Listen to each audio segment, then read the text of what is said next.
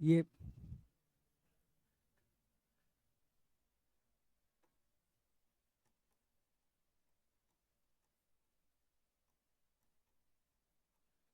बस रहने दे। अच्छा अच्छा ठीक, थोड़ा सा और कर लीजिए। ठीक है। Bihar special.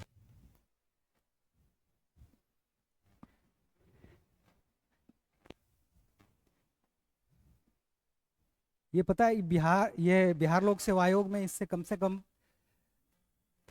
Bihar geography, Bihar history, Bihar economy, Bihar art and culture और बिहार करंट करंट करंट, ये पांच ऐसा टॉपिक है जिससे संबंधित प्रश्न होता है। तो इसलिए ये पांच टॉपिक से जो प्रश्न पूछे जाते हैं, दो दो तीन तीन प्रश्न भी अगर पूछे जाएं तो 15 से 20 प्रश्न एटलीस्ट बिहार स्पेशल होता है। और ये बहुत इंपॉर्टेंट हो जाता है, यानी आपके सिलेक्शन को डिसाइड करता है। और कमोबेश जो स्टडी मटेरियल है वो सबके लिए उपलब्ध है। यानी आप, सवाल ये है कि आपकी पहुंच वहां तक है या नहीं है। इस बिहार स्पेशल में अभी पिछले कुछ जो ट्रेंड दिख रहा है उसमें बिहार भूगोल से प्रश्न की संख्या ज़्यादा है, बिहार इकोनॉमी से प्रश्न की संख्या है। इसके अतिरिक्त जो बिहार करंट अफेयर्स वहाँ से प्रश्न पूछे जा रहे हैं। तो एक ओवरऑल डायग्राम हमारे पास होना चाहिए कि आखिरकार बिहार स्पेशल में हम क्या पढ़ेंगे। इतिहास भी अगर पढ़ना, क्योंकि पूरे हमें परीक्षा पॉइंट ऑफ व्यू से पढ़ना है। बिहार को समझने और बिहार को जानने के लिए हमें बिहार स्पेशल नहीं पढ़ना है।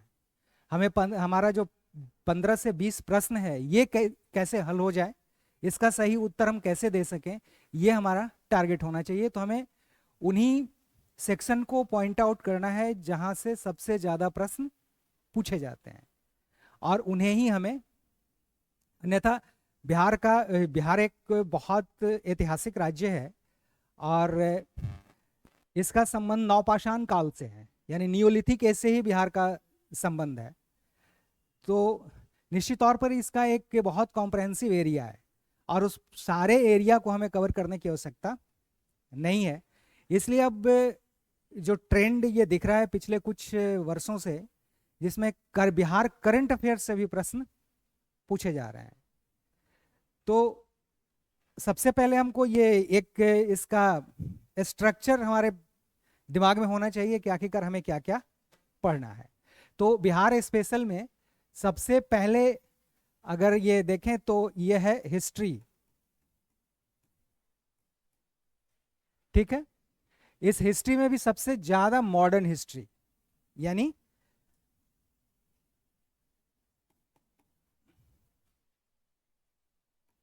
मॉडर्न हिस्ट्री मॉडर्न हिस्ट्री यानी स्वतंत्रता आंदोलन के दौरान बिहार का क्या योगदान रहा है। अगर विद्रोह, अंग्रेजों के खिलाफ विद्रोह, तो बिहार में कौन कौन से विद्रोह हुए। अंग्रेजों के खिलाफ आंदोलन, ब्रिटिश गवर्नमेंट के खिलाफ आंदोलन, तो चंपारण आंदोलन, महात्मा गांधी से जुड़े हुए जो भी आंदोलन है, बिल्कुल। तो महात्मा गांधी, चंपारण आंदोलन, और चंपारण आंदोलन भारत के स्वतंत्रता संग्राम में इसलिए भी महत्वपूर्ण हो जाता है क्योंकि चंपारण आंदोलन एक टर्निंग पॉइंट था भारत में ब्रिटिश सरकार के खिलाफ विद्रोह की। भले ही यह आंदोलन एक क्षेत्रीय था, किसानों के लिए यह आंदोलन था, किसानों के ऊपर जो अत्याचार हो रहे थे उसके लिए आंदोलन था, लेकिन ये एक टर्निंग पॉइंट था भारत के स्वतंत्रता संग्राम में। महात्मा गांधी पहली बार स्वयं को भारत के सामने इसी आंदोलन के जरिए रखा और यहीं से मोहनदास करमचंद गांधी के महात्मा बनने का सफर शुरू हुआ। बापू भी पहली बार यहीं कहे गए, ये महात्मा भी पहली बार यहीं कहे गए। इन्होंने भारत के लोगों के सामने अपनी नेतृत्व क्षमता साबित की और आगे चलकर भारत की स्वतंत्रता आंदोलन के अग्रणी नेता बने, और इन्हीं के नेतृत्व में 1947 में भारत आजाद हुआ। तो स्वाभाविक है कि चंपारण आंदोलन एक टर्निंग पॉइंट था भारत की स्वतंत्रता संग्राम के दौरान। और ये मुख्य परीक्षा में प्रश्न भी आता है, मुख्य परीक्षा में ये प्रश्न भी आता है कि चंपारण आंदोलन किस प्रकार भारतीय स्वतंत्रता आंदोलन का एक टर्निंग पॉइंट था, ये कैसे टर्निंग पॉइंट बना। आंदोलन तो इसके पहले भी हो रहे थे, लेकिन ये आंदोलन इतना महत्वपूर्ण क्यों बना, और ये पूरा आंदोलन चंपारण आंदोलन के रास्ते पर ही चल पड़ा।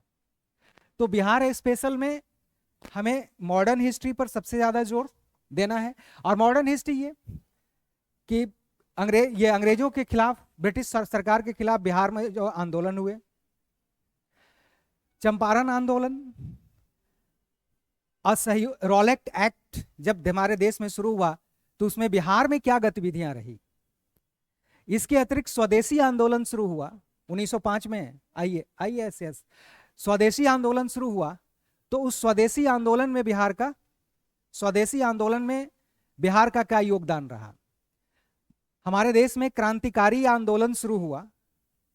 क्रांतिकारी आंदोलन जब जब जन आंदोलन असफल हुआ, भारत में जब जब जन आंदोलन असफल हुआ, तब तब क्रांतिकारी आंदोलन की शुरुआत हुई। जन आंदोलन एक सामूहिक प्रयास था। जन आंदोलन क्या था? एक सामूहिक प्रयास था। लेकिन क्रांतिकारी आंदोलन एक व्यक्तिगत प्रयास था। दोनों ही आजादी के लिए लड़ रहे थे, दोनों ही देश के स्वतंत्रता के लिए प्रयास कर रहे थे। लेकिन जन आंदोलन एक सामूहिक प्रयास होता है, जबकि क्रांतिकारी आंदोलन एक व्यक्तिगत प्रयास होता है। अगर जनरल डायर की हत्या हुई, जनरल डायर की ये हत्या हुई, या फिर करजन वायली की हत्या हुई, तो उसमें किसी एक व्यक्ति ने जाकर हत्या की थी। तो ये क्या था? एक व्यक्तिगत प्रयास था। खुदीराम बोस और प्रफुल्ल चाकी ने मुजफ्फरपुर में किंग्स फोर्ट को मारने का प्रयास किया, तो ये क्या था? एक व्यक्तिगत प्रयास था। तो जब जब जन आंदोलन असफल रहा, तब तब क्रांतिकारी आंदोलन शुरू होता है। और भारत में क्रांतिकारी आंदोलन को दो चरणों में विभाजित करते हैं। एक, जब स्वदेशी आंदोलन की असफलता के बाद, जब 1905 में स्वदेशी आंदोलन शुरू हुआ, और ये किसके खिलाफ हुआ था? बंगाल विभाजन के खिलाफ स्वदेशी आंदोलन की शुरुआत हुई। जब यह आंदोलन असफल रहा, यानी अपने लक्ष्य को प्राप्त करने में सफल नहीं रहा, तब बंगाल से क्रांतिकारी आंदोलन की शुरुआत होती है। और दूसरा क्रांतिकारी आंदोलन की शुरुआत उत्तर भारत से होती है, जब महात्मा गांधी का आंदोलन, असहयोग आंदोलन असफल रहा। तो ये दो चरणों में क्रांतिकारी आंदोलन। तो जब देश में क्रांतिकारी आंदोलन चल रहा था, तो बिहार में उसका क्या योगदान रहा, यानी उस क्रांतिकारी आंदोलन की कौन कौन सी गतिविधियां बिहार में रही, ये एक इंपॉर्टेंट होता है। असहयोग आंदोलन के दौरान बिहार का क्या योगदान रहा, सविनय अवज्ञा आंदोलन के दौरान बिहार का क्या योगदान रहा, जब भारत में होम रूल आंदोलन शुरू हुआ, यानी वेशंट और बाल गंगाधर तिलक इसके प्रवर्तक थे, फाउंडर थे, तो उस वक्त बिहार में कौन कौन सी गतिविधियां चली। जब व्यक्तिगत सत्याग्रह हुआ, व्यक्तिगत महात्मा गांधी का जब व्यक्तिगत सत्याग्रह हुआ, तब बिहार में कौन कौन सी गतिविधियां चली। जब मुस्लिम आंदोलन हुआ, तब बिहार में कौन कौन सी गतिविधियां चली। जब 1942 की क्रांति हुई, तो बिहार किस प्रकार अपना योगदान दिया। फिर बिहार में 1942 की क्रांति के दौरान कौन कौन सी गतिविधियां हुई, चाहे हजारीबाग जेल ब्रेक हो, ये जयप्रकाश नारायण के द्वारा जेल से भागना, या फिर पटना गोली कांड हो, या फिर मुंगेर में तारापुर गोली कांड हो। तो इस तरह के गोली कांड जो 1942 के क्रांति के दौरान हुए, आखिरकार इसके नेतृत्व किसने किया। जब सविनय अवज्ञा आंदोलन की शुरुआत हुई दांडी मार्च से सविनय अवज्ञा आंदोलन की जब शुरुआत हुई, तो बिहार में यह आंदोलन का रूप क्या था।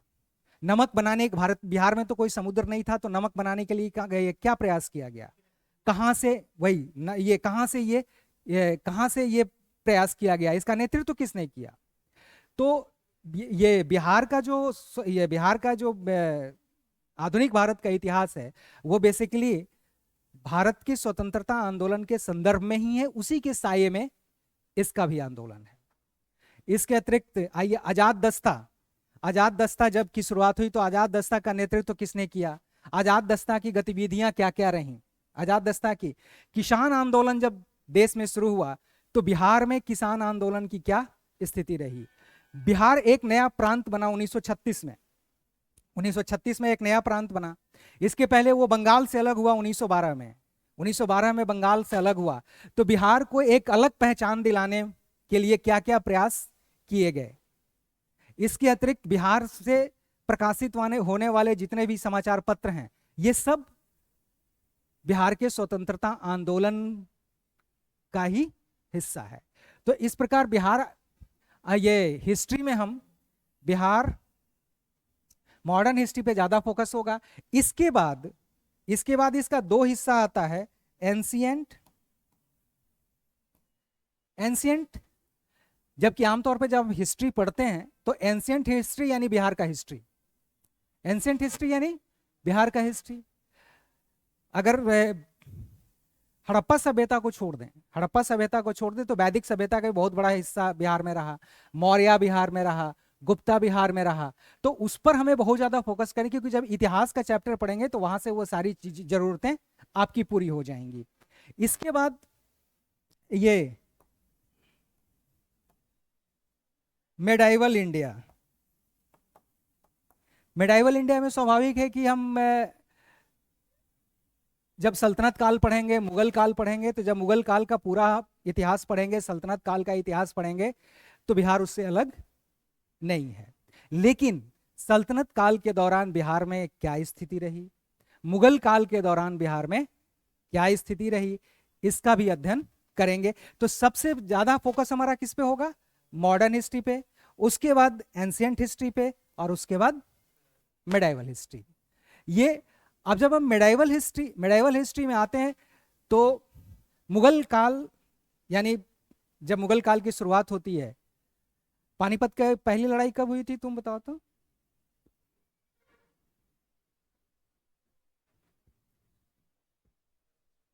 (1526) में। दूसरी लड़ाई कब हुई थी? 56 में। तीसरी भी हुई थी ये कब? 1761 में। और ये युद्ध हुआ था किसके किसके बीच? मराठों और अहमद शाह अब्दाली। मराठों का नेतृत्व कौन कर रहा था? मराठों का नेतृत्व कौन कर रहा था? पेशवा नेतृत्व नहीं कर रहे थे, सदाशिव भाऊ, सदाशिव भाऊ। खैर ये हम पढ़ेंगे, ये या तो मुझे हिस्ट्री के चैप्टर में भी आपको मिलेगा। तो ये पानीपत की पहली लड़ाई, भारत में, बिहार में दो ऐसे युद्ध हुए। एक आप नाम बताएंगे कि 1539 में कौन सा युद्ध हुआ था? चौसा का युद्ध, चौसा का युद्ध हुआ था। और 1764 में बक्सर का युद्ध। यानी ये चौसा का युद्ध और ये दोनों, ये बक्सर का युद्ध, ये किसके किसके बीच था? वंश बताइए। और सूर्यवंश ये किस देश से आए थे? चौसा का युद्ध तुर्क और अफगान के बीच, तुर्क और अफगान। शेरशाह सूरी क्या थे? अफगानी थे। और मुगल क्या थे? तुर्क थे। मुगलों में किन दो राजवंश का मिश्रण था? हाँ,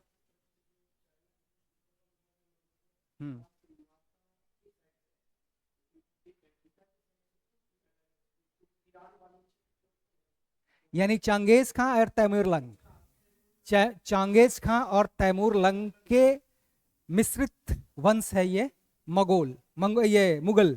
तो ये मुगल क्या कहलाए? तुर्क कहलाए। मुगल क्या कहलाए? तुर्क कहलाए। और ये कहां के शासक थे? फरगना।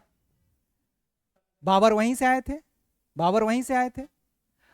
तो ये 1539 में जो ये तुर्क और अफगान यानी मुगल और शेरशाह यानी हुमायूं और शेरशाह के बीच युद्ध हुआ था, ये एक भारतीय इतिहास का टर्निंग पॉइंट है। ये युद्ध इतिहास का एक टर्निंग पॉइंट है। कैसे टर्निंग पॉइंट? इसलिए है क्योंकि इसी युद्ध के बाद 1540 में एक और युद्ध होता है, कन्नौज का युद्ध। कन्नौज का युद्ध किसके किसके किसके बीच हुआ था? शेरशाह और हुमायूं के बीच में ही, शेरशाह और हुमायूं के बीच में। इस युद्ध के बाद शेरशाह को हिंदुस्तान, ये हुमायूं को हिंदुस्तान छोड़ना पड़ा। शेरशाह को, ये हुमायूं को हिंदुस्तान छोड़ना पड़ा। यानी एक तरह से भारत से मुगलों का अस्तित्व समाप्त हो गया, मुगलों का अस्तित्व समाप्त हो गया और भारत में अफगान वंश की शुरुआत हुई। ये सूरवंश की शुरुआत हुई। तो ये एक टर्निंग पॉइंट है, ये अगर टर्निंग पॉइंट है। और ये युद्ध किस नदी के किनारे हुआ था? चौसा नदी नहीं है, चौसा का युद्ध कर्मनाशा नदी के किनारे हुआ था। कर्मनाशा ये भारत की अपवित्र नदी मानी जाती है, ये भारत की अपवित्र नदी मानी जाती है और बहुत पतली नदी है। ये बिहार और उत्तर प्रदेश की सीमा निर्धारित करती है। इस पर एक ब्रिज है, रोड भी क्रॉस करता है और रेलवे लाइन भी क्रॉस करता है। तो ये कर्मनाशा नदी के किनारे, और हुमायूं ने अपनी जान बचाने के लिए इसी नदी में छलांग लगाई थी और हुमायूं को एक भिस्ती ने बचाया था। भिस्ती यानी नाविक, नाविक ने बचाया था। आमतौर पर यह कहा जाता है कि हालांकि इस भिस्ती ने बचाया, चौसा का युद्ध का वर्णन तो हर पुस्तक में है, लगभग सभी विद्वानों ने किया है, लेकिन भिस्ती ने बचाया इसका भी जिक्र है। लेकिन उस भिस्ती को हुमायूं ने हिंदुस्तान का आधे दिन के लिए बादशाह बनाया, इसका जिक्र बहुत कम आता है। और इस आधे दिन में उस भिस्ती ने भारत में किस तरह के सिक्के चलाने का निर्णय लिया था? चमड़े का सिक्का, चमड़े का सिक्का चलाने का उसने निर्णय लिया। यह निर्णय इसलिए लिया कि मैं आधे दिन का बादशाह हूं, मैं कोई ऐसा काम करूं ताकि इतिहास में मेरा नाम दर्ज हो जाए। तो एक तरह से चौसा का युद्ध एक टर्निंग पॉइंट था, जब भारत में, अगर ये आप ये सोचिए कि मुगल का वारिस, मुगल का उत्तराधिकारी और मुगल का वारिस कौन था? हुमायूं था। उस समय तक अकबर का जन्म हो चुका था, अकबर का जन्म हो चुका था 1539 में।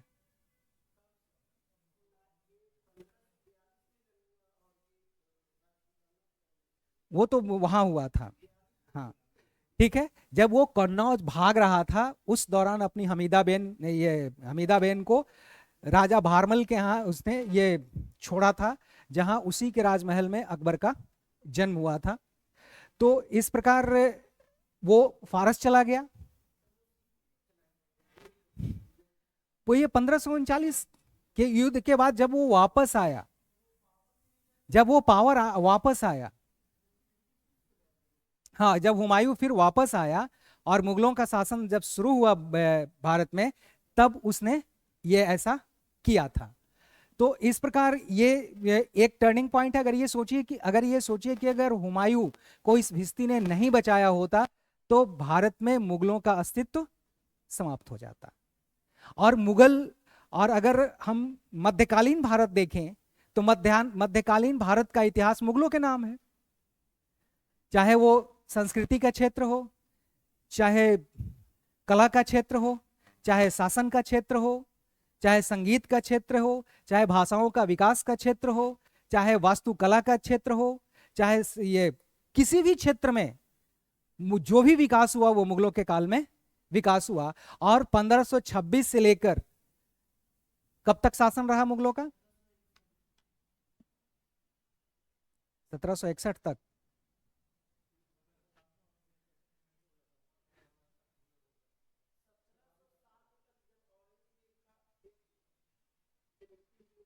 उसके बाद भारत में मुगलों का शासन समाप्त हो गया था। पावर डिक्लाइन किया था, पावर डिक्लाइन किया था। तो ये तो इस प्रकार ये चौसा का युद्ध एक इंपॉर्टेंट युद्ध है, और दूसरा बक्सर का युद्ध। नहीं, 1857 की क्रांति में थे, लेकिन भारत का पर वो शासन नहीं कर रहे थे। शासन का अधिकार 1802 में 1802 में ब्रिटिश सरकार ने समाप्त कर दिया था। ठीक है, 1802 में मुगलों का भारत पर से नियंत्रण पूरी तरह समाप्त हो गया था, और मुगल ब्रिटिश सरकार के अधीन आ गए थे। मुगल जो थे वो ब्रिटिश सरकार के अधीन आ गए थे। अब ये बक्सर का जो युद्ध था, ये किसके किसके बीच हुआ था बताइए। हाँ, नाम बताइए। सुजाउदौला, शाह आलम द्वितीय मुगल बादशाह। हाँ बोलिए। मीर कासिम, हाँ, और मीर कासिम थे, हाँ, son in law of Mir Jafar. हाँ, और मीर जाफर का नाम लेना जरूरी नहीं है। ये मीर कासिम अपने आप में पर्याप्त है, सब जानते हैं मीर कासिम को। उसके परिचय के लिए ससुर का परिचय देना जरूरी नहीं है, दामाद थे वो। और मीर जाफर के पहले कौन थे?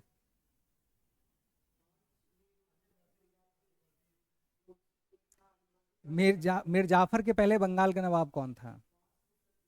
नहीं नहीं, ये पहले, इसके ठीक पहले सिराजुद्दौला। सिराजुद्दौला की हत्या हो गई थी। किसने की थी? मीरन ने की थी।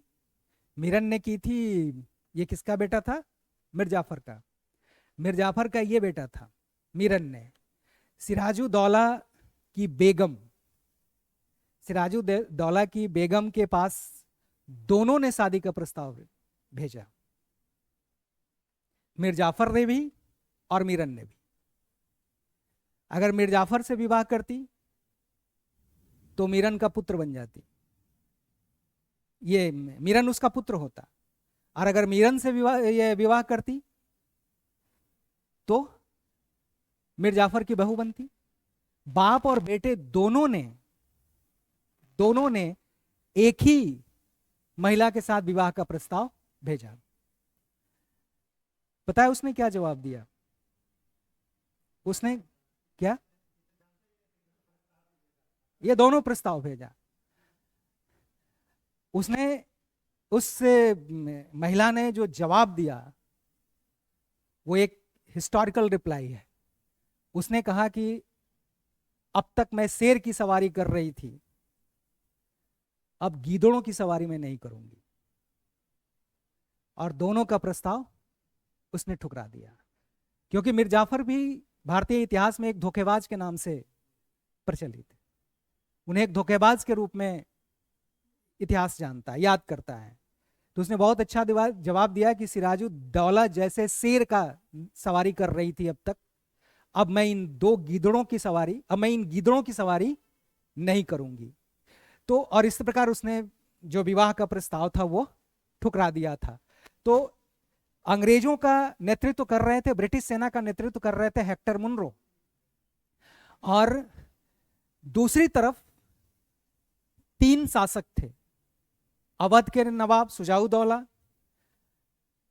बंगाल के भगोड़ा ये शासक, क्योंकि वो भाग चुके थे, उनके पास सत्ता नहीं थी, मीर कासिम और शाह आलम द्वितीय। शाह आलम द्वितीय भी एक तरह से दिल्ली छोड़ चुके थे। तो इस भले ही 3 राजाओं का एक संघ था, लेकिन इसमें सेना सिर्फ अवध की थी, यानी सुजाउदौला की सेना थी। और यह युद्ध हुआ, और इसी युद्ध के बाद एक तरह से पूरे हिंदुस्तान पर ब्रिटिश साम्राज्य का नियंत्रण स्थापित हो गया।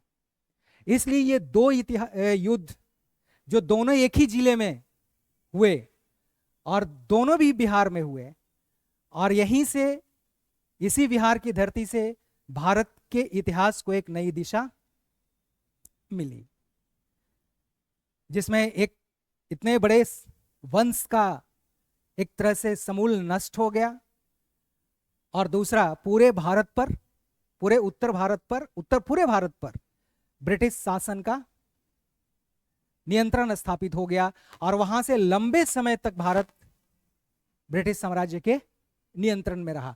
तीसरा जो एक आंदोलन, स्वतंत्रता आंदोलन के साथ शुरू हुआ, वो था 1917 का आंदोलन, जिसको हम चंपारण आंदोलन कहते हैं। और इस आंदोलन ने महात्मा गांधी को, मोहनदास करमचंद गांधी को महात्मा बना दिया। तो ये तो बिहार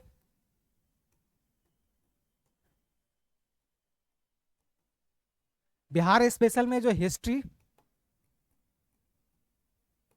इसका एक इंपॉर्टेंट पार्ट है जियोग्राफी।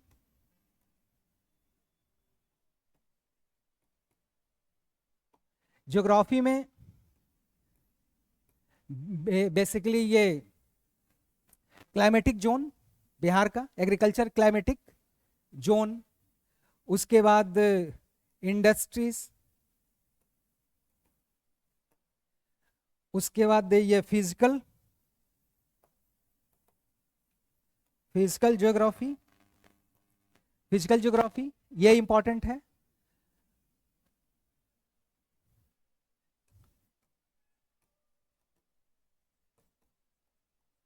एग्रीकल्चर, फिजिकल ज्योग्राफी में रिवर्स, माउंटेन्स, ये सारी चीजें आएंगी। उसके बाद अगर आते हैं इकोनॉमिक, तो बिहार सरकार के रेवेन्यू के सोर्सेस क्या हैं? बिहार सरकार के रेवेन्यू के सोर्सेस क्या हैं? बिहार सरकार के में इंडस्ट्रीज की स्थिति क्या है? बिहार को कितने इंडस्ट्रियल जोन में बांटा गया है?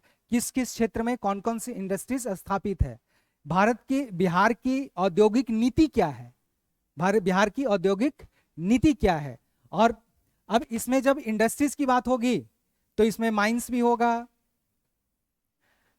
पर्यटन स्थल भी होगा, पर्यटन स्थल ये होगा, यानी इस तरह के तमाम इंडस्ट्रीज जिससे बिहार को रेवेन्यू मिलता है, इसके बारे में हम पढ़ेंगे।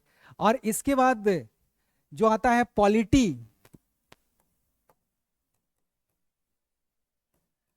बेसिकली कोई अलग पॉलिटी नहीं है, जो हिंदुस्तान की पॉलिटी है वही बिहार की पॉलिटी है, लेकिन इसमें दो चीज हमारे लिए इंपॉर्टेंट होगा।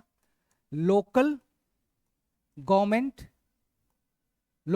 हमारे लिए इंपॉर्टेंट होगा, और इसके अलावा पॉलिटिकल स्ट्रक्चर,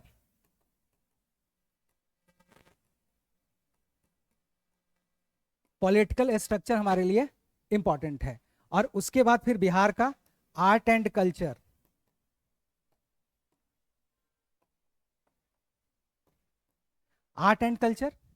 इसका बिहार में विकास कैसे हुआ और बिहार में क्या क्या इसकी उपलब्धि रही। तो यही बिहार स्पेशल होगा। और और सबसे अंत में Bihar current affairs.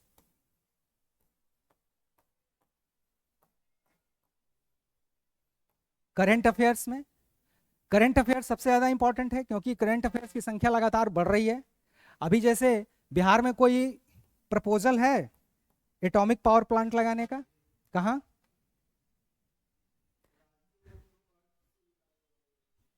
Atomic power plant लगाने का बिहार में कहीं प्रपोजल आया है? बांका में पावर प्लांट लगेगा। इसके लिए कौन सा रॉ मटेरियल की जरूरत होती है? यूरेनियम 235 या 238? 238 इनरिच्ड है, क्योंकि इसके लिए तो इनरिच्ड यूरेनियम चाहिए। 235 ये नेचर में इसकी मात्रा बहुत कम है। 238 को इनरिच्ड करके हम इसका इस्तेमाल करते हैं। और अभी एनटीपीसी का एक सेंटर है, पावर प्लांट है बाढ़। ये भारत में दूसरा सबसे बड़ा प्लांट है जहां पे सबसे अधिक बिजली का उत्पादन किया जा रहा है। तो बिजली के क्षेत्र में बिहार का विकास, कृषि के क्षेत्र में बिहार का विकास, बिहार में फिल्मों के शूटिंग्स हों, इसके लिए एक नई नीति बनाई गई है। बिहार में शिक्षा के संवर्धन के लिए नई नीति बनाई गई है। अभी जैसे एक नई नीति बनाई गई सुरक्षित शनिवार योजना। ये क्या है? सुरक्षित शनिवार योजना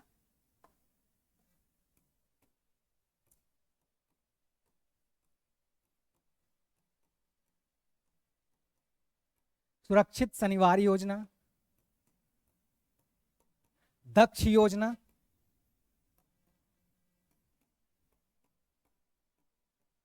दक्ष योजना। तो बिहार सरकार में जितनी भी योजनाएं चल रही हैं, चाहे ये अल्पसंख्यक विभाग के द्वारा योजनाएं चलाई जा रही हैं, ग्रामीण विकास विभाग के द्वारा जो योजनाएं चलाई जा रही हैं, गरीबी उन्मूलन के लिए जो योजनाएं चलाई जा रही हैं, बिहार में जितने भी इरिगेशन प्लान है, वो सारे बिहार ने पहली बार हरित बजट कब पेश किया था? Green budget, green budget. अब ये ग्रीन बजट क्या है? बिहार में पहली बार जेंडर बजट कब पेश किया गया था? जेंडर बजट क्या होता है? जेंडर बजट क्या होता है? जेंडर बजट का कॉन्सेप्ट क्या है? ये तमाम चीजें अब बिहार स्पेशल में पूछे जा रहे हैं। नतीजा ये होता है कि Bihar history, Bihar current affairs, Bihar geography, Bihar economy, Bihar polity, अगर मान लें कि लोकल गवर्नमेंट, पंचायती राज व्यवस्था, पंचायती राज व्यवस्था कौन सी सूची में आता है? संघ सूची में है या राज्य सूची में या समवर्ती सूची में है? राज्य सूची में है, स्टेट लिस्ट में है। इसके लिए राज्य कानून बना सकता है। तो बिहार ने जो कानून बनाए, बिहार ने जो बदलाव किए, बिहार ने जो कई बदलाव किए, वो एक अलग एक्ट है जिसके जरिए बिहार में क्या क्या बदलाव किया गया। अगर एक प्रश्न है कि अगर मुखिया को अपना त्यागपत्र देना हो तो वो किसको देता है? प्रमुख कौन होता है?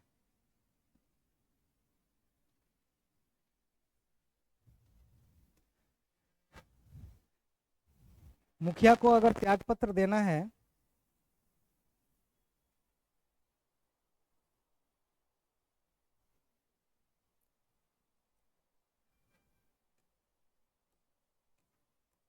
यह प्रश्न पूछा गया कि मुखिया अपना त्यागपत्र किसको देता है? मुखिया अपना त्यागपत्र पंचायती राज पदाधिकारी, जिसकी नियुक्ति बीपीएससी के द्वारा की जाती है, यानी से जिसका चयन बीपीएससी के द्वारा किया जाता है, नियुक्ति तो राज्य सरकार के द्वारा की जाती है। तो पंचायती राज पदाधिकारी जो कि एक सरकारी अधिकारी होते हैं और ये मुखिया का इस्तीफा स्वीकार करते हैं। क्या मुखिया को हटाया जा सकता है? पहले उसके खिलाफ अविश्वास प्रस्ताव लाया जा सकता है। तो ये तमाम चीजें बिहार ने पहली बार महिलाओं के लिए आरक्षण का दायरा बढ़ाया और उसके ही अनुरूप भारत के कई राज्यों ने, लगभग पूरे भारत में महिलाओं के लिए पंचायत में कितना आरक्षण प्रदान किया गया? 50%। और ऐसा करने वाला बिहार पहला राज्य था। तो अभी ये बिहार निर्वाचन आयोग द्वारा एक नया प्रयोग शुरू किया गया है, ऑनलाइन वोटिंग। ये बिहार देश में पहला राज्य है जहां ऑनलाइन वोटिंग शुरू किया गया। पहला वोटर कौन था वोट डालने वाला? हम पुरुष में पूछ रहे हैं, वाली थी नहीं पूछे।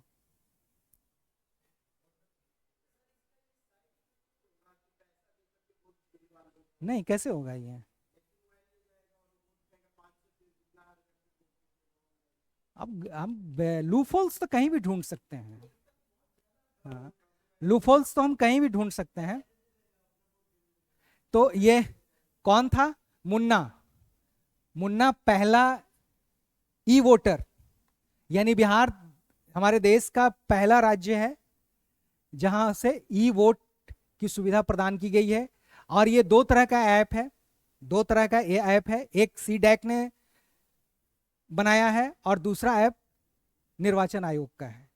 तो ये बिहार में जो नई नई योजनाएं शुरू हो रही हैं, और मैंने ये इसके अलावा जो बताया था कि सुरक्षित शनिवार, ये शिक्षा विभाग के द्वारा शुरू किया गया है, और सप्ताह के प्रत्येक शनिवार को क्लास में आपदा से बचने के लिए, चाहे बाढ़ हो, चाहे भूकंप हो, चाहे जो प्राकृतिक आपदाएं होती हैं, अगर अचानक ये आपदाएं आती हैं तो फिर कैसे बचें, इसका प्रशिक्षण प्रत्येक शनिवार को दिया जाएगा, और इसलिए इसका नाम दिया गया है सुरक्षित शनिवार। दक्ष योजना क्या है? दक्ष योजना कमजोर विद्यार्थियों के लिए विशेष कक्षा का आयोजन करना, और ये क्लास के बाद अतिरिक्त समय में कमजोर विद्यार्थियों को, और अब विशेषकर गणित और विज्ञान पर विशेष जोर रहेगा। तो इस प्रकार बिहार में शिक्षा के क्षेत्र में कौन कौन सी योजनाएं चलाई जा रही हैं, कल्याण विभाग की तरफ से कौन कौन योजनाएं चलाई, तो तमाम योजनाओं के बारे में ये कल कैबिनेट की बैठक हुई। बिहार में प्रति मंगलवार को कैबिनेट की बैठक होती है। इसमें कौन सी एक योजना शुरू की गई है? प्रतिज्ञा योजना, बिहार प्रतिज्ञा योजना शुरू की गई है। अभी बिहार में खेल के लिए कोई बिहार सरकार की योजना का नाम बताएं। मेडल लाओ, नौकरी पाओ, जॉब नहीं है, नौकरी है। मेडल लाओ, नौकरी पाओ। अभी बिहार में जो एक खेल का आयोजन किया गया, उसका क्या नाम, कौन सा खेल था ये? खेलो इंडिया यूथ गेम्स 2025। और खेलो इंडिया यूनिवर्सिटी गेम कहां आयोजित किया जाएगा? राजस्थान जयपुर में। और ये खेलो इंडिया यूथ गेम 2025 ये किस एज ग्रुप तक के लिए था? अंडर 18। और ये भारत सरकार की 2020 में इस तरह के खेल का आयोजन भारत में शुरू हुआ, और ये 5वां संस्करण था जिसका आयोजन बिहार में किया गया। अभी बिहार सरकार द्वारा प्रतिभाओं के चयन के लिए, प्रतिभाओं की खोज के लिए पूरे बिहार में कौन सी योजना चलाई जा रही है? ये तमाम योजनाएं परीक्षा के दृष्टिकोण से, और सिर्फ प्रारंभिक परीक्षा ही नहीं, मेंस के लिए भी महत्वपूर्ण है।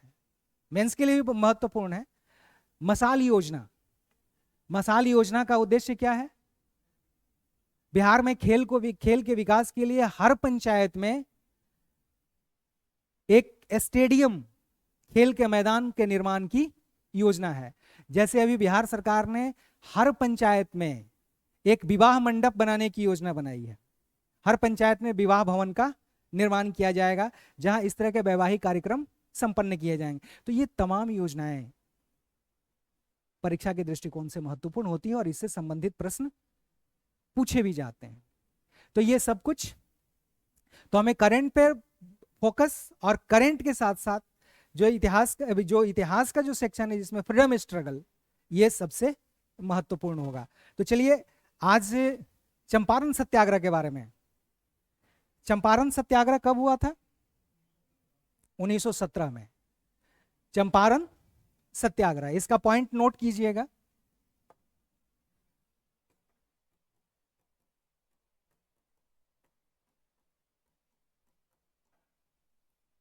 चंपारण सत्याग्रह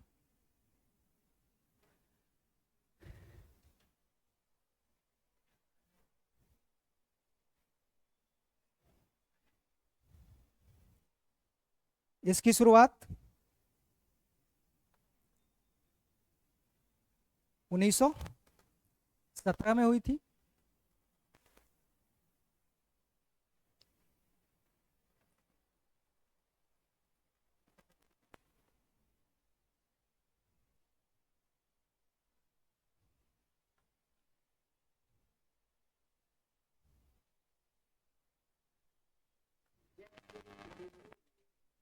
नहीं नहीं, ये एग्जैक्ट डेट नहीं, 1917 चंपारण सत्याग्रह, 1917 डेट नहीं है।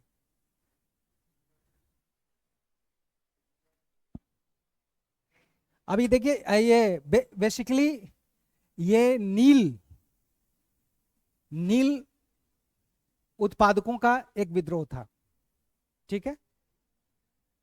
नील की खेती की जाती थी बंगाल के अतिरिक्त। चंपारण ही एक ऐसी जगह थी जहां नील की खेती की जाती थी। इस चंपारण सत्याग्रह का मुख्य कारण क्या था? एक, हाँ बताइए। बताएं। तीन कठिया प्रथा के अंतर्गत 20 कट्ठे में से 3 कट्ठे में नील की खेती करनी पड़ती थी, आवश्यक था, ठीक है। का उत्पादन होने लगा, ये आर्टिफिशियल कलर का उत्पादन होने लगा, तो इसलिए इस नेचुरल कलर की डिमांड कम हो गई। और इसकी डिमांड इंग्लैंड में सबसे ज्यादा थी क्योंकि टेक्सटाइल इंडस्ट्रीज में कपड़ों की रंगाई के लिए इसका उपयोग किया जाता था, ठीक है। जब आर्टिफिशियल कलर आए तो इस नेचुरल कलर की डिमांड कम हो गई। तब क्या हुआ?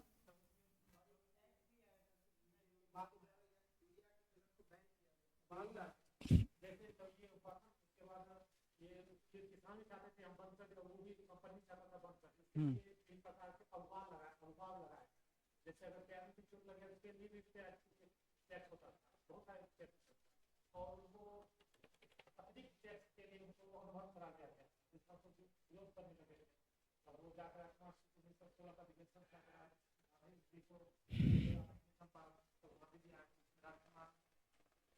उसके बाद फिर एक किसानों से बातचीत की, कमेटी बनाई गई, कमेटी की रिपोर्ट के आधार पर तिनकठिया प्रथा को समाप्त कर दिया गया, ठीक है। बेसिकली जब नील की मांग जब घट गई तो नील की खेती, जो प्लांटर थे, इंडिगो प्लांटर जो कहलाते थे, अब उनके लिए फायदेमंद नहीं रहा। तो और इसके अतिरिक्त उनकी आय कम हो गई। अब अपनी आय को बनाए रखने के लिए वो किसानों पर विभिन्न प्रकार के कर लगाने लगे, जबकि नील की खेती से किसानों को कोई लाभ नहीं हो रहा था, जबकि इस क्षेत्र में नील की खेती 135 वर्षों से हो रही थी। 135 वर्षों से नील की खेती यहां हो रही थी। लेकिन जब नील की मांग कम हो गई तब किसानों ने कहा कि ठीक है, जो 3 कट्ठे में नील की खेती को अनिवार्य किया गया है, इसको समाप्त कर दिया जाए और हम अपनी मर्जी से फसल उगाएंगे, अपनी मर्जी से खेती करेंगे। तो अगर किसानों को ये नील मालिकों द्वारा अगर मुक्त कर दिया जाता तो उनकी आय समाप्त हो जाती, जो विभिन्न करों के माध्यम से उनसे वसूल कर रहे थे। तब उन्होंने ये कहा कि ठीक है, हम आपको मुक्त कर देंगे, लेकिन मुक्त करने के लिए प्रति बीघा 100 रुपये आपको भुगतान करना पड़ेगा, जो तवाना कहलाता था। यानी कि 100 रुपया दीजिए, प्रति बीघा 100 रुपया आप भुगतान कीजिए, मैं इससे मुक्त कर दूंगा। किसान इसके लिए तैयार नहीं थे। तब राजकुमार शुक्ल, इसके पहले भी चंपारण में आंदोलन हुए थे। वो कब हुए थे? पहला विद्रोह 1867 में ही हुआ था, नील के खिलाफ, नील के खेती के खिलाफ। पहला, ये पॉइंट लिखिए इसको, चंपारण में नील की खेती के खिलाफ पहला विद्रोह 1867 में लालसरिया में हुआ था।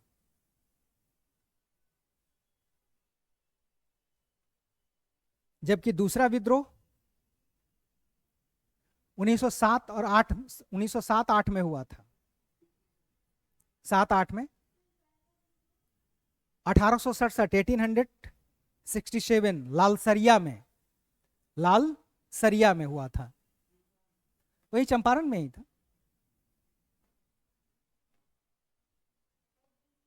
दूसरा 1907-8, ये एक पार्टिकुलर जगह पे नहीं हुआ था, कई जगहों पे हुआ था।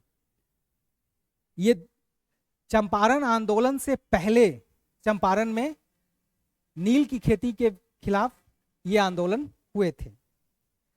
नेक्स्ट पॉइंट लिखिए, चंपारण में नील की पहली फैक्ट्री 1813 में 12 गांव में स्थापित की गई थी।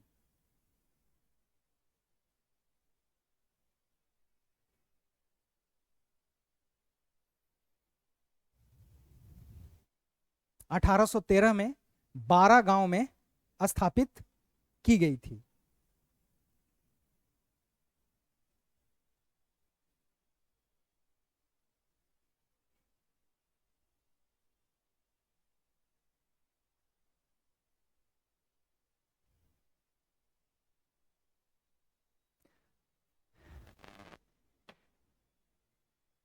अब देखिए, ये नील की खेती, नील की खेती के तरीके,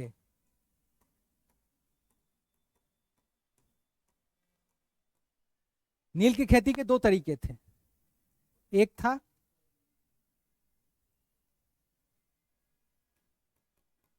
जीरात और दूसरा था आसामी बार। दूसरा था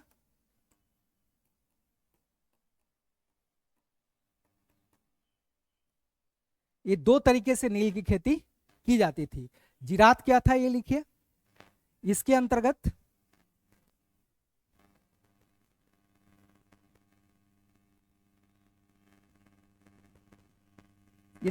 वे अपनी सीधी देखरेख में अपने हल बैल की सहायता से खेती करवाते थे।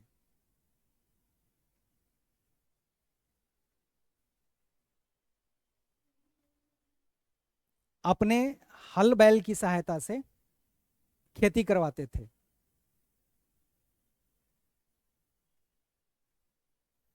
इसके लिए वे रैयत नियुक्त करते थे। इसके लिए वो रैयत नियुक्त करते थे।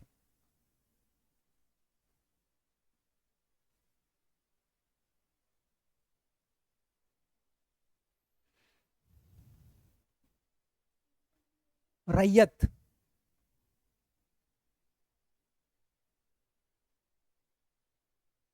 यानी इसमें वो डायरेक्ट अपनी ही देखरेख में खेती करवाते थे। खेती करवाने वाले की नियुक्ति करते थे। हल बैल सब कुछ उन्हीं के द्वारा उनको दिया जाता था और इस पर रैयत खेती करते थे। दूसरा है आसामी बार। इस व्यवस्था के अंतर्गत नील बगान मालिक रैयतों से उन्हीं के खेत में खेती करवाते थे।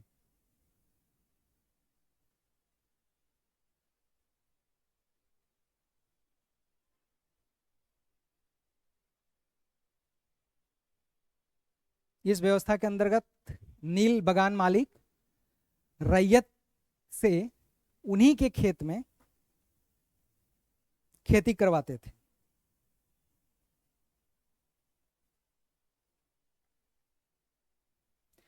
इसके अंतर्गत सबसे अधिक प्रचलित तरीका, इसके अंतर्गत 3 कठिया प्रथा,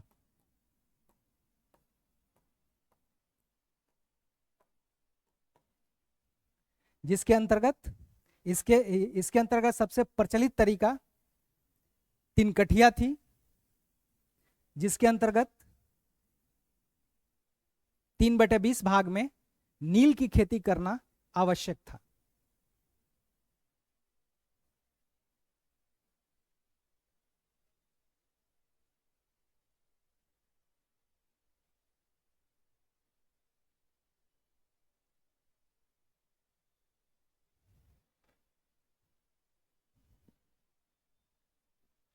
तीन कठिया प्रथा थी।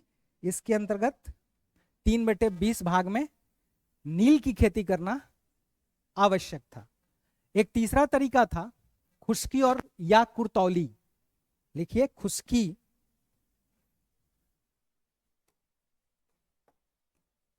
खुश्की या कुरतौली।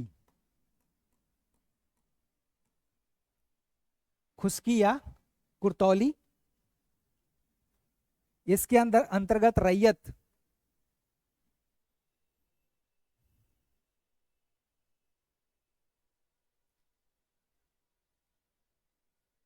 इसके अंतर्गत रैयत अपना सारा खेत और अपना घर भी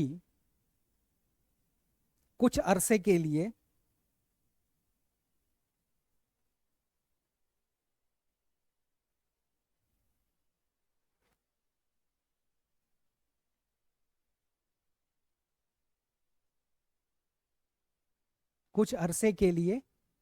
नीलहों के पास बंधक रख देते थे। नीलहों के पास, हाँ, नीलहों के पास बंधक रख देते थे। जो नील की खेती करते थे, नीलहों के पास रख देते थे। जो खेती करवाते थे, यानी इंडिगो प्लांटर, इंडिगो जो प्लांटर थे जो खेती करवाते थे, उनके पास ये रख देते थे।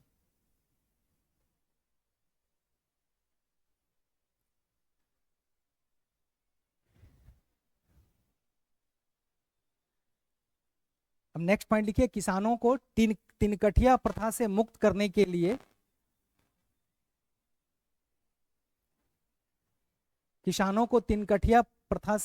करने के लिए बागान मालिकों ने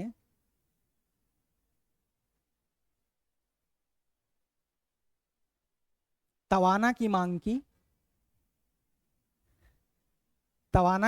की, जो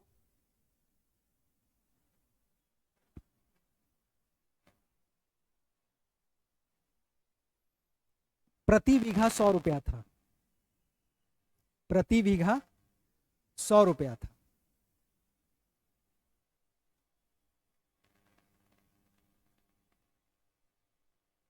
ठीक है, यानी वो कहते थे कि 100 रुपया प्रति बीघा आप भुगतान कीजिए, हम आपको मुक्त कर देंगे।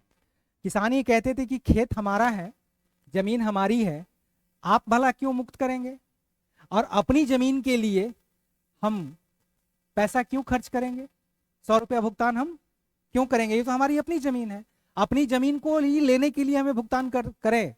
इसी के खिलाफ ये आंदोलन हुआ। अन्यथा नील की खेती तो 135 वर्षों से हो रही थी। बागान मालिक, और जब तक या निश्चित तौर पर इस नील की खेती से किसानों को कोई परेशानी नहीं रही होगी, तभी तो वो खेती कर रहे थे। क्योंकि इंग्लैंड में इंडस्ट्रियलाइजेशन की शुरुआत हुई थी, टेक्सटाइल इंडस्ट्रीज लगाई गई थी, और वहां पर नील की मांग अधिक थी, इसलिए नील की खेती लाभदायक थी, फायदेमंद थी। तो ना तो किसानों को आपत्ति थी और ना ही उन बागान मालिकों को आपत्ति थी। आपत्ति तो तब हुई जब नील की मांग घटने लगी, और इससे बागान मालिकों की आमदनी में भी कमी आई और किसानों के लिए भी आर्थिक समस्या उत्पन्न होने लगी। अब यहां से चंपारण सत्याग्रह की शुरुआत होती। चंपारण सत्याग्रह, बेसिकली चंपारण सत्याग्रह की शुरुआत का अगर श्रेय अगर किसी को जाता है तो राजकुमार शुक्ल थे। चंपारण में ही उनका जन्म हुआ था 1875 में राजकुमार शुक्ल का जन्म हुआ था। तो राजकुमार शुक्ल महात्मा गांधी से मिले। महात्मा गांधी से मिलने के लिए कौन प्रेरित किया था? महात्मा गांधी से मिलने के लिए उन्हें कौन प्रेरित किया था? गणेश शंकर विद्यार्थी।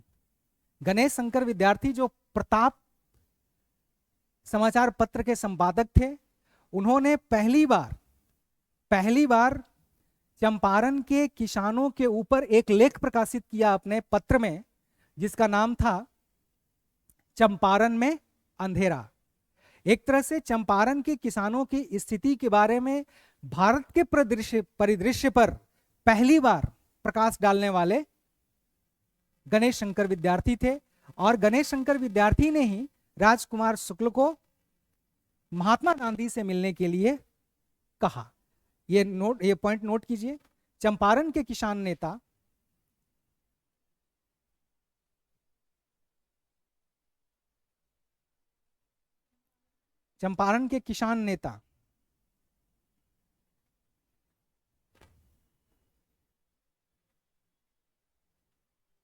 ब्रैकेट में लिख लीजिए, जन्म 1875, गांव मुरली भरवाह। जन्म 1875,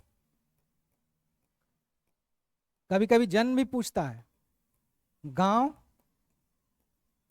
मुरली भरवा,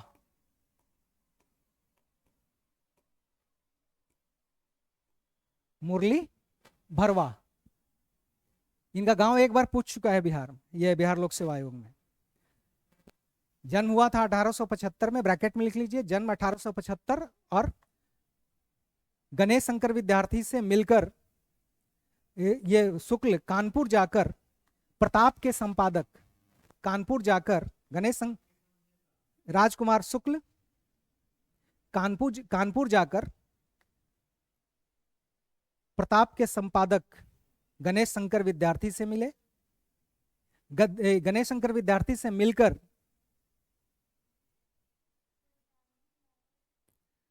प्रताप के संपादक गणेश शंकर विद्यार्थी से मिलकर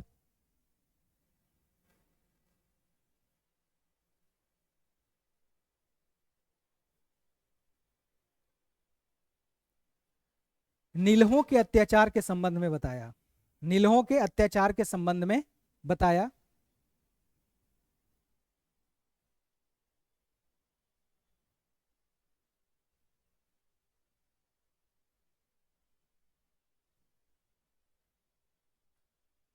गणेश शंकर विद्यार्थी ने 4 जनवरी 1915 के अंक में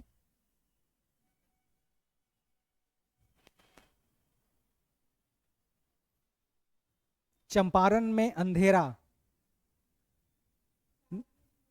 1915 के अंक में चंपारण में अंधेरा नामक लेख प्रकाशित किया।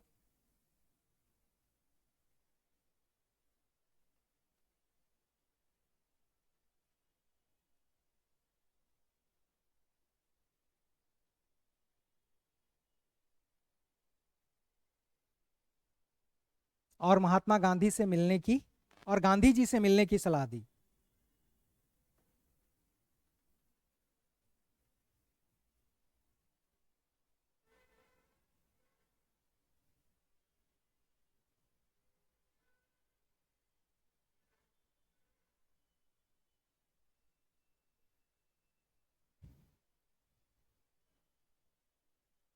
नेक्स्ट पॉइंट लिखिए, राजकुमार शुक्ल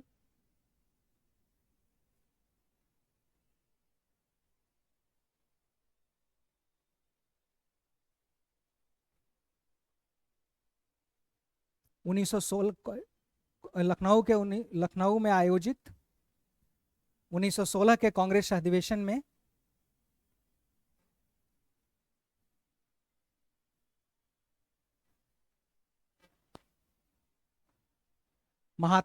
गांधी जी से मिले। 1916 के कांग्रेस अधिवेशन में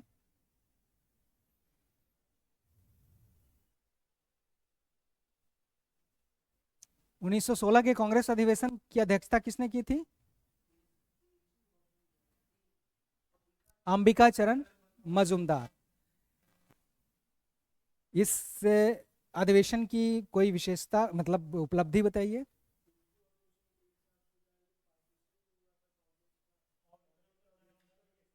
एक हो जाएंगे। और 1909 का जो अधिनियम था उसे कांग्रेस ने, मॉर्ले मिंटो रिफॉर्म्स को कांग्रेस ने स्वीकार कर लिया और भारत में विभाजन की नींव पड़ी, जहां इस रिफॉर्म्स के जरिए, इस एक्ट के जरिए मुसलमानों के लिए अलग से निर्वाचन क्षेत्र की व्यवस्था की गई थी। एक तरह से भारत विभाजन की नींव इसी मॉर्ले मिंटो रिफॉर्म से भारत में पड़ी। तो 1916 का कांग्रेस अधिवेशन कांग्रेस के दृष्टिकोण से एक बहुत टर्निंग पॉइंट था। और इसी अधिवेशन में राजकुमार शुक्ल महात्मा गांधी से मिले। उनके साथ कौन था? ब्रजकिशोर प्रसाद, जिनका चंपारण के आंदोलन में बहुत बड़ा योगदान रहा। और ब्रजकिशोर प्रसाद और राजकुमार शुक्ल दोनों महात्मा गांधी से मिले और किसानों के हितों के लिए चंपारण आने का आग्रह किया। हालांकि पहली मुलाकात में महात्मा गांधी बहुत ज़्यादा प्रभावित नहीं हुए। उन्होंने अपनी पुस्तक माई एक्सपेरिमेंट विथ ट्रुथ, जो महात्मा गांधी की पुस्तक है, उसमें उन्होंने स्पष्ट लिखा है कि मैं पहली बार चंपारण का नाम सुना था, मैं चंपारण की भौगोलिक स्थिति के बारे में भी नहीं जानता था, भौगोलिक स्थिति के बारे में भी नहीं जानता था। हालांकि जब महात्मा गांधी मोतिहारी पहुंचे 1917 में, तो महात्मा गांधी को तो पूरा हिंदुस्तान जानता था, महात्मा गांधी को पूरा हिंदुस्तान जानता था, क्योंकि दक्षिण अफ्रीका में रंगभेद के खिलाफ जो उन्होंने आंदोलन किया था और जो ये सफलता भी मिली थी, सत्याग्रह का प्रयोग किया था, जिसमें वो काफी हद तक सफल भी रहे थे। इसकी वजह से गांधी कोई अनजान व्यक्ति नहीं थे भारत के लिए, सब जानते थे गांधी को। लेकिन साक्षरता और जानने के स्रोत बहुत कम थे, अखबारों की संख्या बहुत कम थी। ये सबको पता था कि महात्मा गांधी बिहार आ रहे हैं। राजकुमार शुक्ल साबरमती तक गए, सिर्फ एक बार में महात्मा गांधी आने के लिए तैयार नहीं हुए, साबरमती तक उनको जाना पड़ा। साबरमती में उन्होंने कहा कि मुझे कलकत्ता जाना है, तुम वहीं आकर मुझसे मिलो और वहीं से मैं बिहार आऊंगा। तब वो कलकत्ता से मुजफ्फरपुर पहुंचे और मुजफ्फरपुर से जब मोतिहारी पहुंचे, पूरे इलाके में ये खबर आग की तरह फैल चुकी थी कि महात्मा आ रहे हैं, महात्मा आ रहे हैं, ये गांधी आ रहे हैं, गांधी आ रहे हैं। लेकिन उस क्षेत्र के लोगों को ये नहीं पता था कि ये गांधी महिला है या पुरुष है। उस क्षेत्र के लोगों को बिल्कुल नहीं पता था। लाखों लोग मोतिहारी स्टेशन पर इकट्ठा हो गए देखने के लिए सिर्फ, और सब एक ही बात कह रहे थे कि गांधी मैया आ रही हैं, गांधी मैया आ रहे हैं, क्योंकि उन्हें पता था गांधी धी की वजह से वो उन्हें महिला समझते। साक्षरता इतनी नहीं थी, अखबार का स्रोत नहीं था, पढ़े लिखे लोग बहुत कम थे, बस सिर्फ इतना ये खबर फैली थी कि गांधी मैया आ रही हैं, गांधी मैया आ रही हैं। और गांधी मैया को देखने के लिए लाखों लोग स्टेशन पे इकट्ठा हो गए, और इतनी भीड़ वहां इकट्ठी हो गई कि महात्मा गांधी की ट्रेन स्टेशन तक नहीं पहुंच पाई। भीड़ को हटाना पड़ा, तब ट्रेन स्टेशन तक पहुंची। और इस भीड़ से जो ब्रिटिश सरकार थी वो एक तरह से घबरा गई, और तुरंत ये, हालांकि महात्मा गांधी मुजफ्फरपुर के कमिश्नर को पत्र भी लिखा कि मैं यहां आया हूं, मैं ये जानना चाहता हूं, किसानों के बारे में समझना चाहता हूं, मैं उनसे बात करना चाहता हूं। लेकिन भीड़ जो इकट्ठा हुई, इसके वजह से वहां की सरकार घबरा गई और तुरंत 144 लागू किया गया और उनसे कहा गया कि आप मोतिहारी छोड़ दीजिए। उन्होंने जाने से इनकार कर दिया कि मैं मोतिहारी नहीं छोड़ूंगा। यही फर्क था बाल गंगाधर तिलक और महात्मा गांधी में, यही फर्क था नरम दल गरम दल के नेताओं और महात्मा गांधी के। महात्मा गांधी ने अंग्रेजों की बात मानने से इनकार कर दिया, लेकिन नरम दल और गरम दल के नेताओं ने ये अंग्रेजों द्वारा दी गई सजा को स्वीकार कर लिया। जब महात्मा गांधी ये देशद्रोह के खिलाफ पहली बार जेल जाने वाले बाल गंगाधर तिलक थे।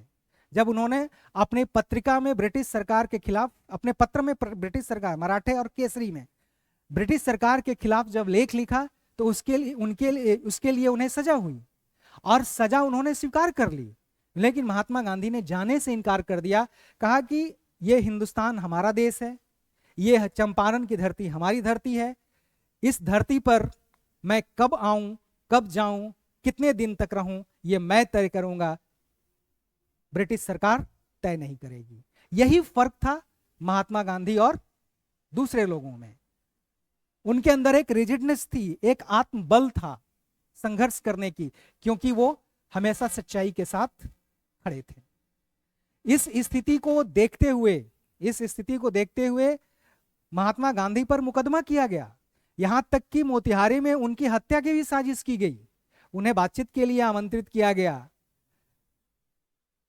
हैकॉक मोतिहारी का डिस्ट्रिक्ट मजिस्ट्रेट था, उसने बातचीत के लिए आमंत्रित किया, वो आए। उन्हीं का खानसामा था बत्तख मियां, हैकॉक का ही खानसामा था बत्तख मियां। बातचीत के बाद महात्मा गांधी को प्रतिदिन दूध पीने की आदत थी, और उसी आदत के जरिए महात्मा गांधी की हत्या की साजिश की गई थी और दूध में जहर मिलाकर बत्तख मियाँ के जरिए उन्हें दिया गया था। लेकिन उस समय डॉक्टर राजेंद्र प्रसाद भी साथ थे। उन्होंने बत्तख मियाँ ने राजेंद्र प्रसाद को इशारा किया कि दूध में जहर है। राजेंद्र प्रसाद ने दूध पीने से रोका और उन्होंने कहा कि दूध में कुछ है। ये नहीं कहा कि दूध में कुछ गिरा हुआ, उन्होंने ये सिर्फ कहा कि दूध में कुछ है, मुझे लग रहा है कि कुछ गिर गया है दूध में, आप इसे मत पीजिए। महात्मा गांधी ने नहीं पिया और उनकी जान बची। ठीक, तो इस प्रकार ये चंपारण, और वहीं से चंपारण से ही महात्मा गांधी को महात्मा भी कहा गया और बापू भी कहा गया। आगे और क्या क्या हुआ कलम ये नेक्स्ट क्लास में बताएंगे। तो हिस्ट्री से ही शुरू करेंगे और सबसे पहले मॉडर्न हिस्ट्री और उसके बाद फिर एंशिएंट और उसके बाद करंट और उसके बाद फिर ये एंशिएंट और उसके बाद मेडाइवल और उसके बाद करंट पे ज़्यादा फोकस रहेगा हमारा बिहार स्पेशल। ठीक है।